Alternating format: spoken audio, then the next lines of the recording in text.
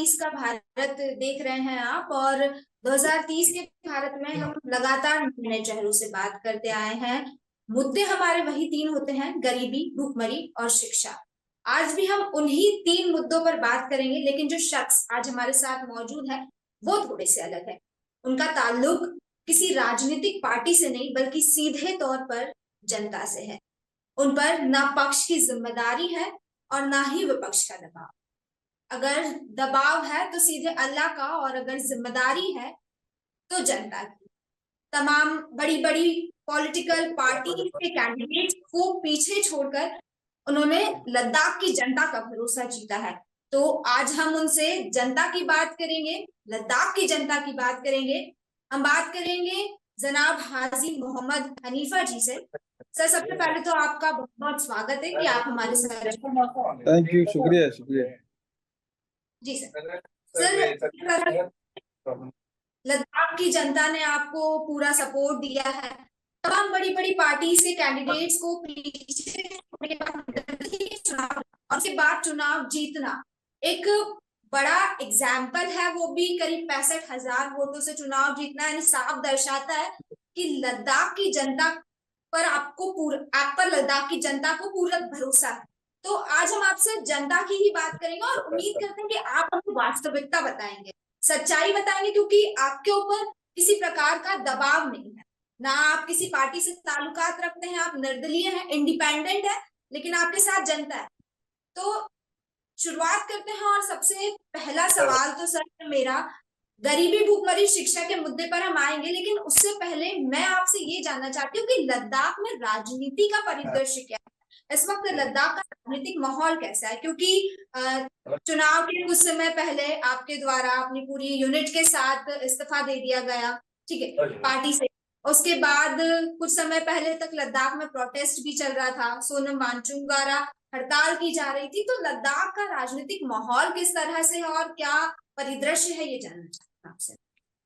देखिए, लद्दाख का जो पॉलिटिकल माहौल है वो 2019 में जब जे.एंड.के की बाइफरकेशन हुई और लद्दाख को यूटी बनाया गया, उसके बाद काफी चेंजिंग आई है। चेंजिंग इन द सेंस ये कि जब वहाँ यूटी बनाई गई उस वक्त उससे पहले वहाँ पे डिवीजन थे। 50% लोग यूटी की डिमांड कर रहे थे, 50% लोग उसके खिलाफ थे। उसके बावजूद वहाँ पे यूटी दिया गया और यूटी बनी। और जब यूटी सेटअप हुई उसके बाद 6 महीने साल भर के अंदर पूरे लद्दाख के आवाम को, जो जिन्होंने यूटी की डिमांड की थी या जिन्होंने नहीं की थी, सबको ये लगने लगी कि जिस यूटी की डिमांड लोग वहाँ कर रहे थे वो यूटी ये नहीं है। क्योंकि वो लोग जो डिमांड कर रहे थे वो यूटी विद लेजिस्लेचर की डिमांड कर रही थी, ताकि वहाँ पे जो लोकतंत्र हो या जो जमहूरी निज़ाम हो वो उसकी बका रहे। लेकिन जब यूटी दिया गया तो इन सारे चीज़ों के बगैर वहाँ यूटी दी गई। 370 और 35A में जो हमारे ज़मीनों को लेके, हमारे बच्चों के जॉब सिक्योरिटी, कल्चर, आइडेंटिटी, हमारे इन्वायरमेंट, सब चीज़ों की वहाँ पे सेफगार्ड्स हैं। तो वो सारे चीज़ें ख़त्म हो गई। तो 2020 के बाद जो है वहाँ पे पूरे लद्दाख में करगिल में अलग एक संगठन बनी, कारगिल डेमोक्रेटिक अलायंस। लेह में एपेक्स बॉडी लेह बनी, और दोनों मिल के पूरे लद्दाख के आवाम जो है पिछले 3-4 सालों से जो है एहतिजाज पे है और गवर्नमेंट से डिमांड कर रही है 4 पॉइंट एजेंडे को लेके। जो स्टेटहुड 6 शेड्यूल के अंदर जो सेफगार्ड्स, हमारे बच्चों के मुस्तकबिल को लेकर वहाँ पे रिक्रूटमेंट जो प्रोसीजर है वो बिल्कुल बंद पड़ी है 2019 के बाद। वहाँ जो PSC J&K Jammu Kashmir PSC के अंडर जो है हमारे बच्चे वहाँ पे एग्जाम्स कंडक्ट करते थे, लेकिन उस 2019 के बाद वो सारी चीज़ें ख़त्म हुई।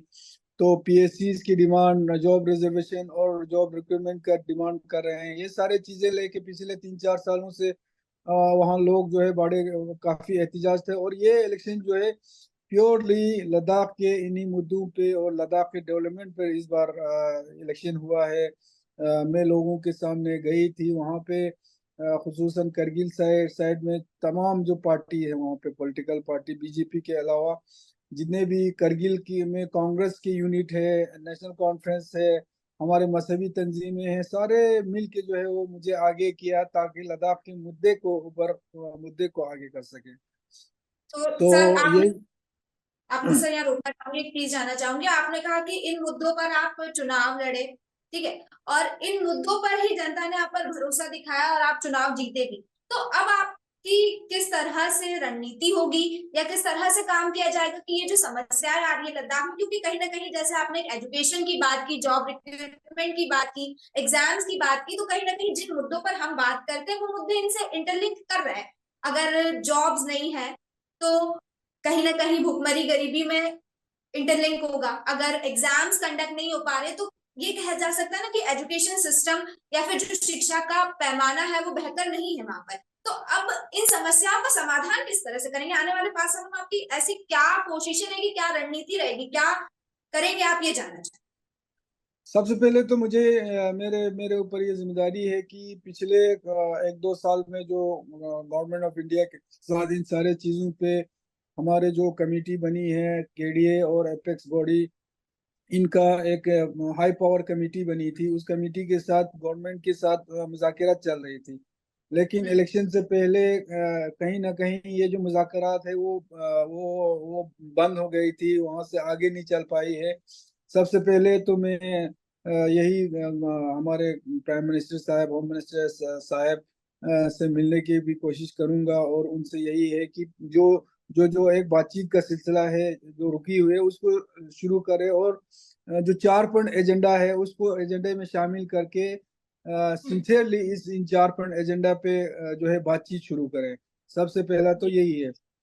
उसके बाद जो जो मेरा मेन एक चीज ये है कि जो पिछले 4 साल में जो हमारे लद्दाख का हालत रहा है, वहाँ के लोगों का, आवाम का जो खदशात है अपने मुस्तकबिल को लेके, लद्दाख के मुस्तकबिल को लेके, वो सारे चीज़ें जो है सही तरीके से, सही मानों में जो है हमारे जो अरबाब अख्तियार है, हमारे होम मिनिस्टर है, उनके सामने रखूं।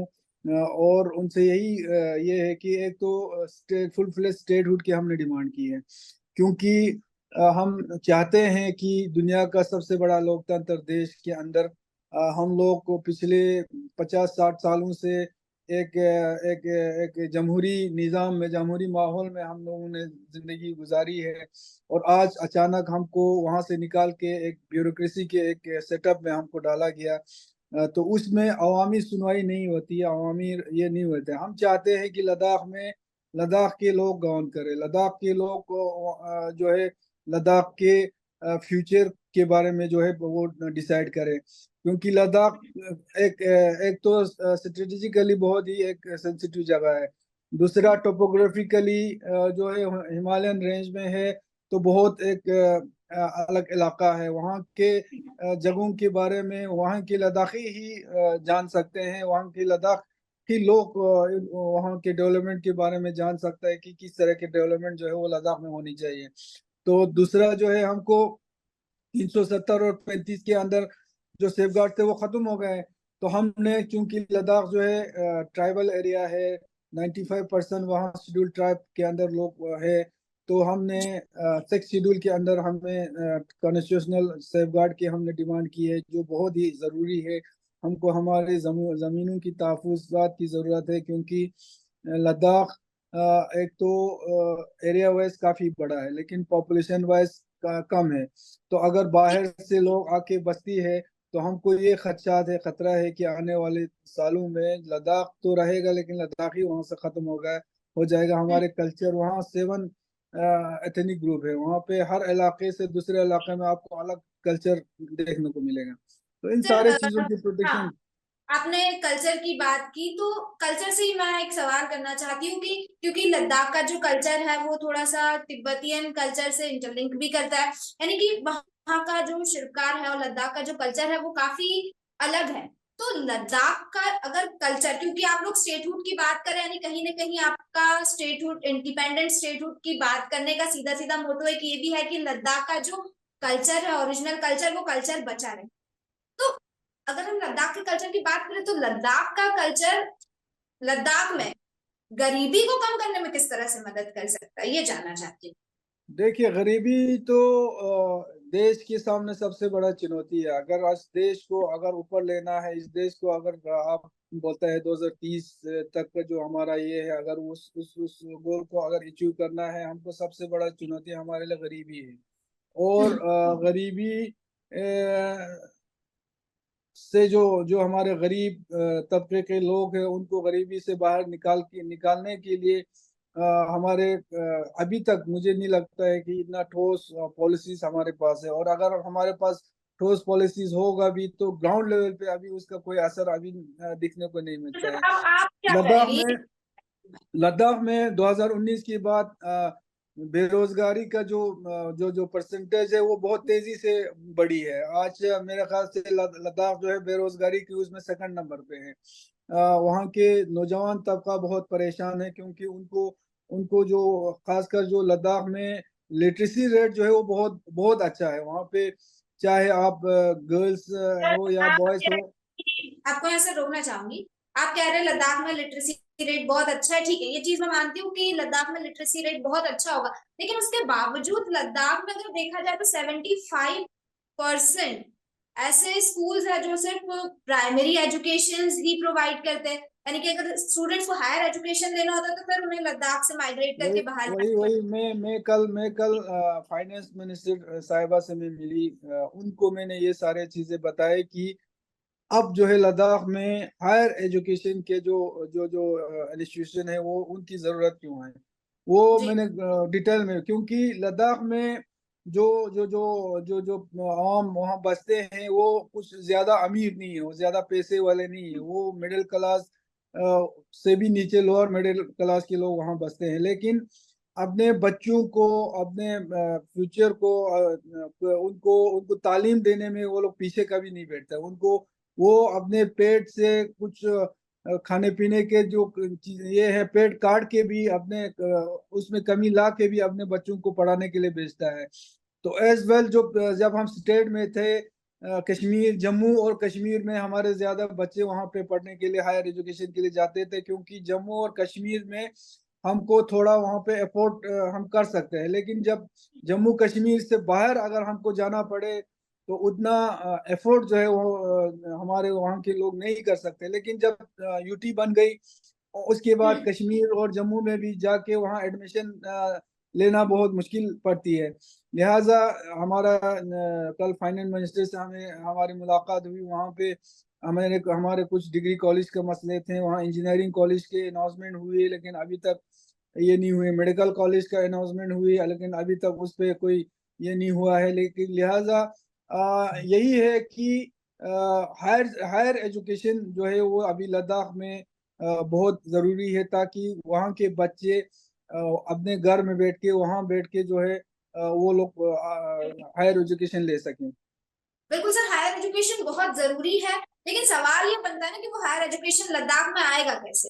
आपके क्या प्लान है इसको लेकर, किस तरह से, क्योंकि जनता ने आप पर भरोसा दिखाया है पूरी तरह से, तो उसके बाद अब आप लद्दाख को हायर एजुकेशन प्रोवाइड कराने में किस तरह से कंट्रीब्यूट करेंगे, ये जानना चाहती हूँ। और एक देखिए, और सवाल एक तो ये है कि वहाँ पे कॉलेजेस खोलें। वहाँ यूनिवर्सिटी है लद्दाख यूनिवर्सिटी, लेकिन अभी तक वो फुल फ्लेज लद्दाख यूनिवर्सिटी नहीं है। वो या तो क्लस्टर सेंट्रल यूनिवर्सिटी का क्लस्टर यूनिवर्सिटी के तौर पे वहाँ पे चल रहा है। उसमें भी बहुत सारे लूप होल्स है। वहाँ के रिक्रूटमेंट जो पॉलिसीज है अभी तक वो क्लियर कोई पॉलिसीज नहीं है।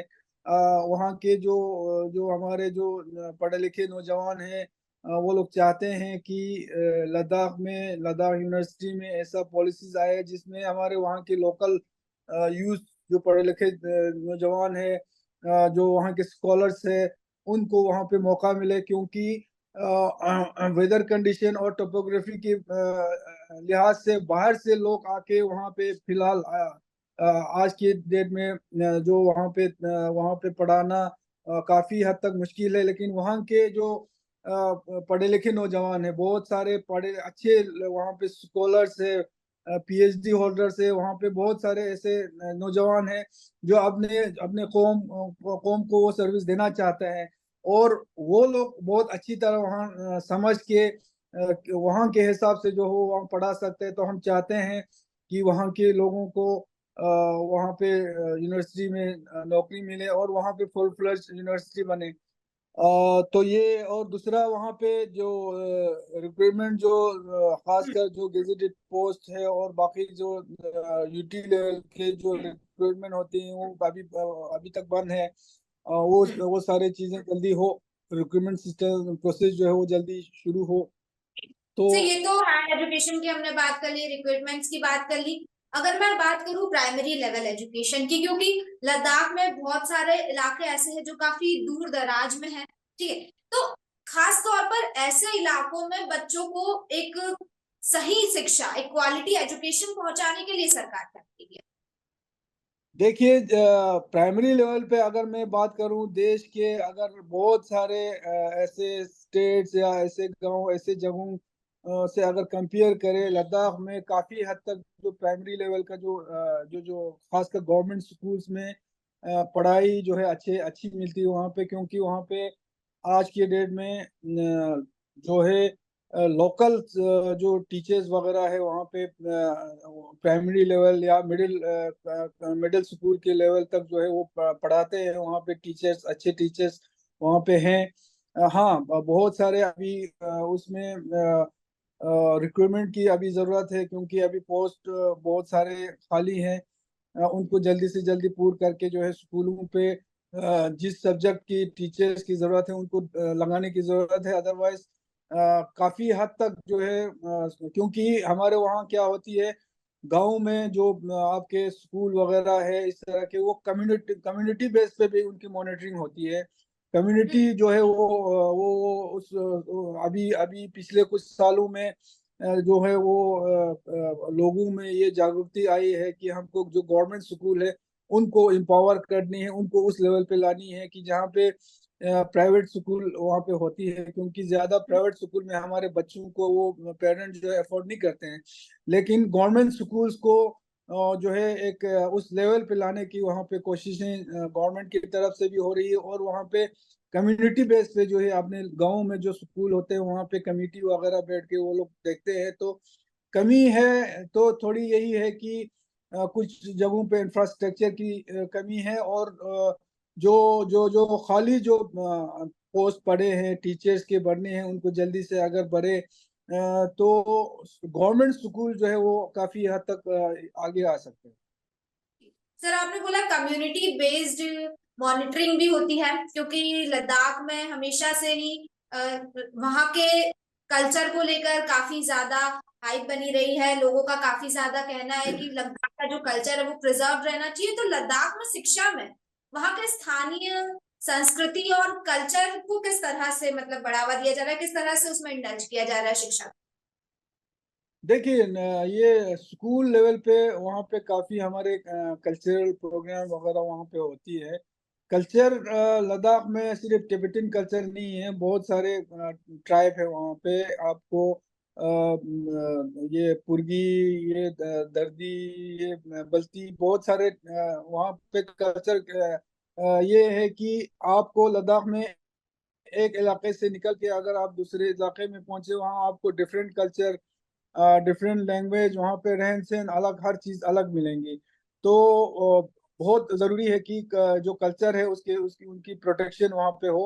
और क्योंकि ये जो ट्राइब्स है, ये जो हमारे जो ये है, ये बहुत छोटे छोटे ये हैं। तो हमको खदशात यही है कि कहीं ये हमारे कल्चर खत्म ना हो जाए। अगर कल्चर खत्म हो जाती है तो हमारी आइडेंटिटी वहाँ पे खत्म हो जाती है, इसीलिए हमने प्रोटेक्शन मांगी है। ठीक है सर, आपने कहा कि अलग अलग क्षेत्रों में काफी ज्यादा डाइवर्सिटी है, ठीक है, अलग अलग तरह का कल्चर है। अगर लद्दाख में अलग अलग जगह पर जाएंगे तो अलग अलग चीजें देखने को मिलेगी, अलग अलग कल्चर देखने को मिलेगा, और ये अलग अलग कल्चर कहीं ना कहीं लोगों के रहन सहन को भी इन्फ्लुएंस करता है। तो अगर मैं यहीं से गरीबी के पॉइंट को जोड़ना चाहूंगी, क्योंकि हमारा एक मुद्दा गरीबी भी है, आपसे जानना चाहती हूँ कि लद्दाख में अगर गरीबी की बात करूँ तो गरीबी की असल स्थिति क्या है इस वक्त? लद्दाख के लोग किस तरह की स्थिति में रह रहे हैं? और दूसरी चीज ये कि आपको क्या लगता है, क्या क्योंकि 2030 तक भारत को लक्ष्य मिला है कि भारत से गरीबी शून्य हो जाएगी। क्या आपको लगता है कि लद्दाख में ये लक्ष्य हासिल कर पाएंगे आप 2030 तक? 2024 में चुनाव हुआ, आप चुनाव जीते, अगला चुनाव 2029 में, यानी कि 4 साल का आपके पास भरपूर समय है। 2030 का लक्ष्य, तो क्या लगता है 2029 तक 80% गरीबी भी खत्म हो पाएगी? देखिए, जिस तरह के अब दावे होती है कि इतना परसेंट जो है देश में गरीबी जो है वो गरीबी रेखा से ऊपर आई है, लेकिन प्रैक्टिकली ग्राउंड लेवल पे ये सारी चीजें दिखनी चाहिए, जो कि अभी तक मुझे नहीं लगता है कि ग्राउंड लेवल पे हमें कहीं दिखाई देती है। बेरोजगारी दिन ब दिन बढ़ती बढ़ती जा रही है, तो आप कैसे दावे कर सकते हैं कि आप गरीबी रेखे से ऊपर जो है लोगों को ला रहे हैं? आज हमें गरीबों को देखिए, गरीबों को आज आज हम गरीबों को आज मुफ्त राशन देती है। आज बहुत सारे ऐसे स्कीम है जो मुफ्त देती है। ये ये चीजें जो है वो कुछ टेम्पररी ये है कि उनको अगर आप खाना इससे गरीबी जो है खत्म नहीं होगी। गरीबी अगर खत्म करनी है तो गरीबों के लिए कुछ पॉलिसीज लाने चाहिए। जो आप जो राशन दे रहे हैं, 3 वक्त का अगर आप राशन दे रहे हैं, ऐसा पॉलिसीज होना चाहिए। वो तीन तीन तीन तीन वक्त का जो ये होती है वो खुद जो है कमा के खुद ये कर सके, तब जाके आप गरीबी से ऊपर ले सकते हैं। लद्दाख में मेजोरिटी जो हमारे वहाँ के अवाम है वो तकरीबन लोअर मिडिल क्लास है वहाँ पे। हाँ, एक अल्लाह का शुक्र ये है कि कभी लद्दाख में ऐसा ये नहीं है कि वो जिसको 2 वक्त का रोटी नसीब ना हो, या जिसकी सर के ऊपर छत ना हो। कुछ झोंपड़ी ही सही, लेकिन छत के बगैर वहां पे नहीं होती। ये शुरू से एक लद्दाख का ये रहा है। मगर गरीब है, गरीबी रेखे से नीचे भी लोग है। आपने ये चीज कही कि लद्दाख में ऐसी स्थिति बिल्कुल नहीं है कि 2 वक्त की रोटी ना नसीब हो। ठीक है, मैं मानती हूँ लोगों को 2 वक्त की रोटी नसीब होती होगी, लेकिन अगर हम कैलकुलेट, जिस तरह से भुखमरी को कैलकुलेट किया जा रहा है, उसमें देखें तो माल न्यूट्रिशन यानी कि कुपोषण एक बड़ा फैक्टर है। और लद्दाख की हेल्थ कंडीशन के बारे में अगर मैं बात करूं तो स्टेट ऑफ इनइक्वालिटी की एक रिपोर्ट सामने आई थी। उसमें बताया था कि 92% लोग, यानी कि 92% लोग ऐसे हैं जो लद्दाख में एनीमिया से ग्रसित है। आप कह रहे हैं कि 2 वक्त की रोटी सबको मिल रही है, लेकिन 2 वक्त की रोटी किस तरह से मिल रही है? अगर 92% लोग ऐसे हैं जो एनीमिया से ग्रसित है लद्दाख में, 65% वुमेन्स ऐसी है जिनको एनीमिया है। यानी नहीं बिहार के गरीब बाद दूसरा नहीं राज्य, मैं बिहार के बाद दूसरा ऐसा स्टेट है लद्दाख जहां पर सबसे ज्यादा रेशियो है हेल्थ कंडीशन में ही है, जो मैंने आपको फिगर बताया है। नहीं नहीं मैं मेरा कहने का मतलब ये है कि 2 वक्त का रोटी जो है वो मतलब जो जो हालात जो जो देश में बाकी खासकर जो मेट्रो सिटीज में होती है लोगों की, उस तरह का हालात वहाँ पे इसलिए नहीं है क्योंकि वहाँ पे एक दूसरे की मदद जो है वो वहाँ पे करते हैं। वहाँ पे आपको ज्यादा तादाद में लोग जो है बाहर आके मांगते हुए नहीं देखेंगे, क्योंकि वो गांव में ऐसा सिस्टम होता है कि एक अगर कहीं एक दूसरे का ये होता है वो मदद करते हैं। दूसरा, छत के बगैर लद्दाख में आपको कहीं फुटपाथ पे या कहीं बाहर सोते हुए नजर नहीं आएगा। कम से कम सर छुपाने के लिए छत वहां पे होगा, लेकिन वो इसका मतलब ये नहीं है कि गरीबी नहीं है। गरीबी है वहां पे, गरीबी रेखा से नीचे अभी लोग हैं। और आज जिस तरह से बेरोजगारी जो है वो बढ़ते जा रहे हैं, खासकर 2019 के बाद जो है वहां पे लद्दाख में टोटली, क्योंकि ज्यादा बड़ा इंडस्ट्री वगैरह तो वहाँ है नहीं, जो प्राइवेट जॉब वगैरह वहाँ पे ज्यादा है नहीं। आज तक ज्यादा जो डिपेंड रहा है वो यही गवर्नमेंट जॉब्स और आर्मी वगैरह, और जो आर्मी में जो लेबर्स वगैरह और लेबर्स के काम पे ज्यादा उस उन पे डिपेंड है। लेकिन 2019 के बाद इन चीजों में बहुत सारे कमी आई है, और बाहर से लोग जो है खासकर आउटसोर्सिंग पे या आर्मी में भी अगर देखें, लेबर भी देखें, वो बाहर से लोग ज्यादा लाया जा रहा है। तो बेरोजगारी का मसला जितना बढ़ते जा रहा है, अब वहाँ लद्दाख में भी जो है वो जो जो गरीबी जो हम बोलते हैं कि गरीबी को हम ऊपर ला रहे हैं, गरीब को, मुझे नहीं लगता है ये जो जिस तरह से बेरोजगारी बढ़ते जा रहे हैं उस तरह से गरीबी तो और गरीब होते जा रहे हैं। बिल्कुल सर, अगर बेरोजगारी बढ़ेगी तो कहीं ना कहीं उससे गरीबी भी बढ़ेगी। हालांकि रिपोर्ट्स दावा कर रही है कि लद्दाख में सिर्फ 1.5 से 2% लोग ही बिलो पॉवर्टी लाइन है, लेकिन वास्तविक स्थिति आप हमें बता रहे हैं कि बेरोजगारी 2019 के बाद लगातार बढ़ी है और इससे साफ जाहिर हो रहा है कि गरीबी भी बढ़ी है। तो इसको लेकर एक आखिरी सवाल मेरा आपसे यही रहेगा कि क्योंकि 2019 के बाद काफी ड्रास्टिक चेंजेस आए लद्दाख में, ठीक है, लद्दाख की पॉलिटिक्स में चेंजेस आए, लद्दाख की इकोनॉमी में चेंजेस आए, और अगर लद्दाख की बात करें तो शुरू से ही लद्दाख काफी अनस्टेबल राज्य रहा है पॉलिटिकली भी, और क्योंकि मिलिट्री का इन्फ्लुएंस भी लद्दाख में रहा है तो एक अनस्टेबिलिटी बनी रही है। तो अब क्योंकि आपके पास एक पावर आई है, जनता का समर्थन है, जनता का सपोर्ट है आपके पास, तो मैं आपसे ये जानना चाहती हूँ कि ये जो समस्याएं है, जो भुखमरी की समस्या है, जो गरीबी की समस्या है, जो हेल्थ को लेके मैंने बात की, शिक्षा को लेके मैंने बात की, तो ये गरीबी, भुखमरी और शिक्षा के क्षेत्र में आपकी सरकार के या आपके अगले 5 साल का प्राइमरी गोल क्या है, प्राइमरी लक्ष्य क्या है? सबसे पहले आप ऐसी कौन सी चीजें करेंगे कि इन तीनों क्षेत्रों में जो है वो कुछ असर देखने को मिले, और ये जो तीनों क्षेत्रों में जो लक्ष्य मिला है भारत देश को, उसमें अगर हम लद्दाख रीजन की बात करें तो कहीं ना कहीं लद्दाख का जो ग्राफ है वो ऊपर उठता हुआ दिखता देखिए, जो जो सबसे बड़ी हमारी चुनौती है, मैंने पहले कहा, वो है बेरोजगारी। तो बेरोजगारी को खत्म करने के लिए ऐसा नहीं है कि हम पूरे जो हमारे वहाँ के यूथ्स हो या जो बेरोजगार है उनको गवर्नमेंट जॉब दे सके। सारों को तो गवर्नमेंट जॉब भी नहीं मिलेगी, लेकिन जो रोजगार का जो वसीला है, जो जो रोजगार जिससे पैदा हो, उस सारे उन चीजों में हम देख के वहाँ पे रोजगार का जो वसीले हैं वहाँ पे ज्यादा से ज्यादा वो पैदा करते हैं।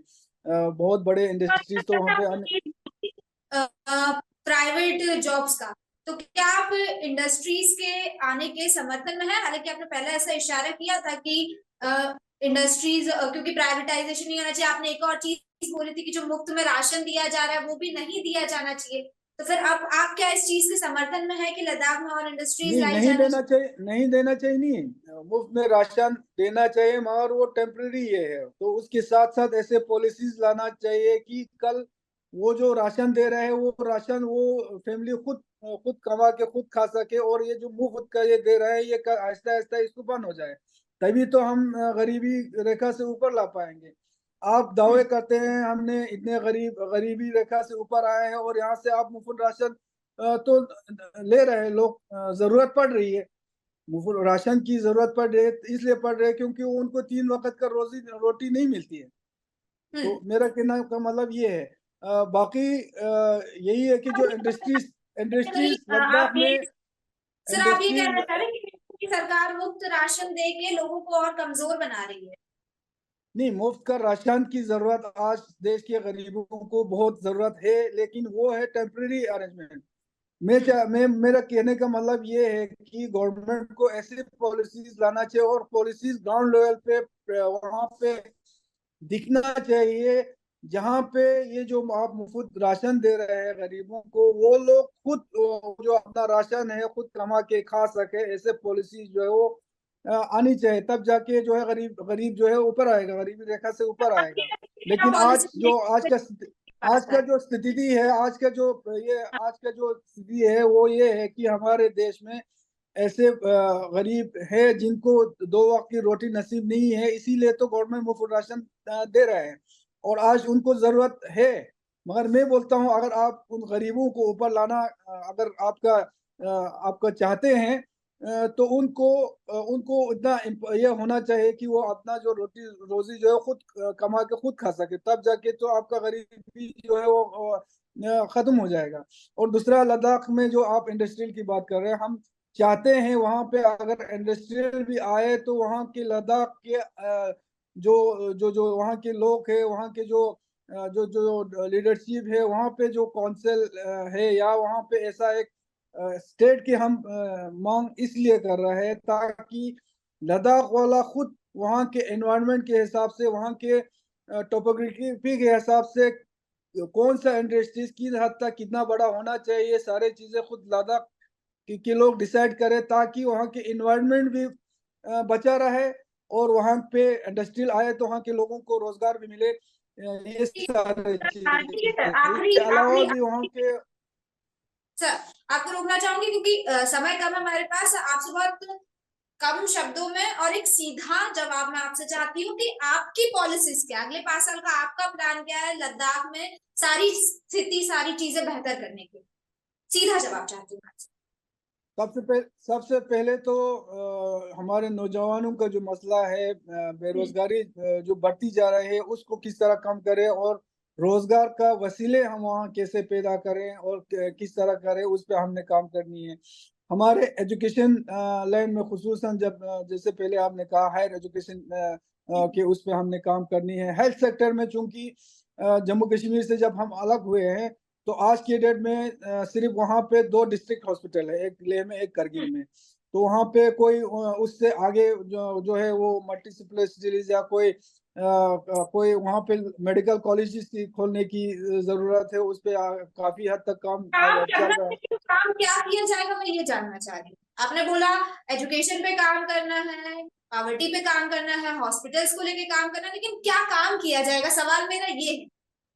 काम तो बहुत कुछ करना है, लेकिन वो क्या काम होगा? एजुकेशन में सबसे पहले तो यही है, वहाँ जो क्लस्टर यूनिवर्सिटी है उसको जो है फुल फ्लेज जो है वो लद्दाख यूनिवर्सिटी बनाया जाएंगे। और उसमें जो रिक्रूटमेंट पॉलिसीज और बाकी जो चीज़ें हैं उसमें वो ये करनी है।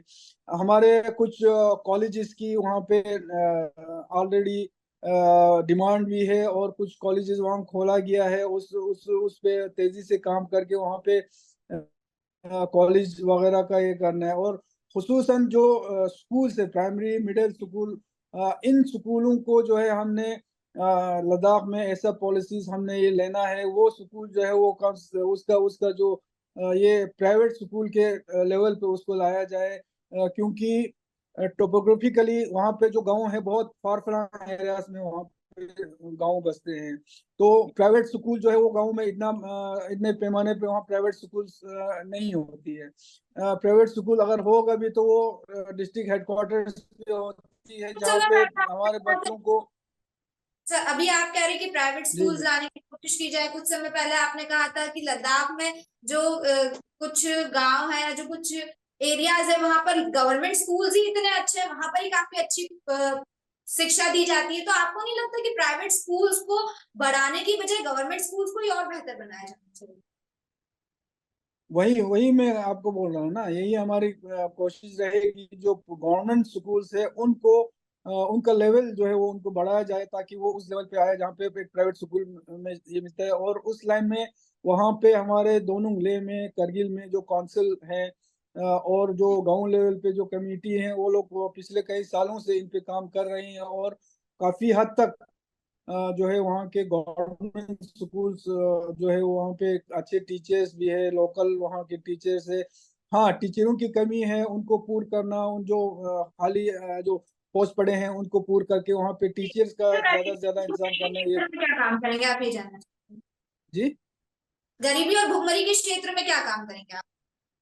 उसमें यही है कि लोगों को रोजगार के वसीले वहाँ पे पैदा करें। वहाँ पे जो जो गवर्नमेंट सवाल गवर्नमेंट मेरा अभी वही थी कि सबसे कैसे? पहले तो ये है कि जितने भी वैकेंट पोस्ट है लद्दाख में, जो पिछले 2019 से जो रिक्रूटमेंट बंद पड़ी है, वो जल्दी से जल्दी रिस्टोर हो और वहाँ पे जितने भी पोस्ट है वहाँ पे हमारे बच्चों को मौका मिले।